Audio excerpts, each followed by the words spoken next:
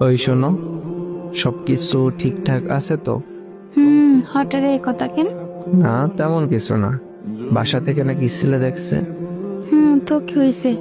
শুনলাম ছেলের নাকি সরকারি চাকরি আছে।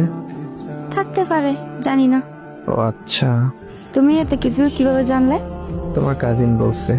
এইসব খবর তো ভালোই রাখো। তোমার পরিবার তো মনে হয় রাজি বিয়ের জন্য। তো এখন কি করবে? তাহলে কি আমাদের সম্পর্ক এখানেই শেষ?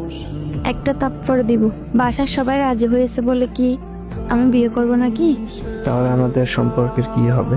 আমরা কি আলাদা হয়ে যাব? আমি তোকে ভালোবাসি, আর বিয়ে করলে তোকেই করব। কিন্তু পরিবার যদি না মানে? জোর করলে মেনে নিতে বাধ্য হবে। কিন্তু তবুও যদি না নেয়? এই শুনতে এতে চিন্তা করা লাগবে না। তোর না সামনে পরীক্ষা, মনোযোগ দিয়ে পরীক্ষা দে। আমি আছি তোর হয়ে। ঠিক আছে। ঠিক আছে, তুমি ভালো করে পড়ো।